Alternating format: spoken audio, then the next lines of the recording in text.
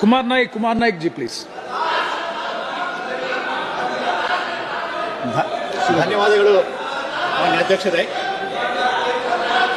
Insurance ತಿದ್ದುಪಡಿ ಮಸೂದೆಯ ಮೇಲೆ ಮಾತನಾಡಲಿಕ್ಕಾಗಿ ಅವಕಾಶ ಕೊಟ್ಟಿದ್ದಕ್ಕೆ ಧನ್ಯವಾದಗಳು.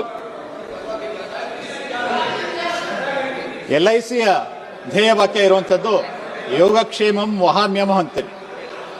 ಭಗವದ್ಗೀತೆ 9ನೇ ಅಧ್ಯಾಯ 22ನೇ ಶ್ಲೋಕ, ಅನನ್ಯಾಶ್ಚಿಂತಯಂತೋ ಮಾಂ ಯೇ ಜನಃ ಪರ್ಯುಪಾಸತೆ ತೇಷಾಂ ನಿತ್ಯಾಭಿಯುಕ್ತಾನಾಂ ಯೋಗಕ್ಷೇಮಂ ವಹಾಮ್ಯಹಂ ಅಂತೇಳಿ. ನಿಮ್ಮೆಲ್ಲರ ಯೋಗಕ್ಷೇಮವನ್ನು ನಾನು ನೋಡ್ಕೊಳ್ತೀನಿ ಅಂತ ಹೇಳುವಂಥ ಧೈರ್ಯವನ್ನ LIC ತೋರಿಸಬೇಕಾದ್ರೆ ಮುಖ್ಯವಾದಂಥ ಕಾರಣ ಅಂತ ಹೇಳಿದ್ರೆ, ಈ ಒಂದು ಸಂಸ್ಥೆಯನ್ನ ನಡೆಸುವಂಥದ್ದು ಸರ್ಕಾರ, ಜನರಿಂದ ಚುನಾಯಿತರಾದಂತಹ ಒಂದು ಸರ್ಕಾರ, ಅದರ ಅಂಗಸಂಸ್ಥೆ LIC ನಡೆಸ್ತಾ ಇರೋದ್ರಿಂದ ಅದು ಅಷ್ಟು ಅಭಯವನ್ನ ಜನರಿಗೆ ಕೊಡಲಿಕ್ಕೆ ಅದು ಸಶಕ್ತವಾಗಿದೆ ಅಂತ ಹೇಳಬಹುದು. ಬರ್ತಾ ಬರ್ತಾ ನಮ್ಮ ದೇಶದ ಆರ್ಥಿಕ ರಂಗ ಖಾಸಗೀಕರಣ ಆಗ್ತಿರೋದನ್ನ ನಾವು ನೋಡ್ತಾ ಇದ್ದೇವೆ.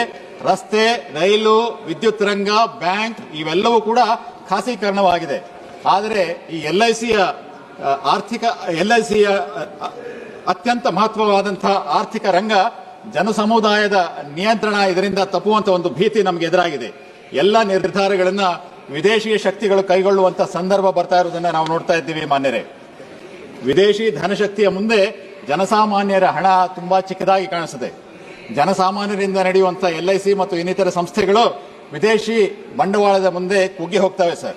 ವ್ಯಾಪಾರದಿಂದ ಬರುವ ಲಾಭವೆಲ್ಲ ಮುಂದಿನ ದಿವಸಗಳಲ್ಲಿ ವಿದೇಶಕ್ಕೆ ಹೋಗುವಂತ ಎಲ್ಲ ಸಾಧ್ಯತೆಗಳು ಇರೋದ್ರಿಂದ ಈ ರಂಗಕ್ಕೆ, ಭಾರತಕ್ಕೆ ಇದರಿಂದ ಯಾವುದೇ ಪ್ರಯೋಜನ ಇಲ್ಲ ಅಂತ ಹೇಳಿ ನಾನು ತಿಳ್ಕೊಂಡಿದ್ದೇನೆ.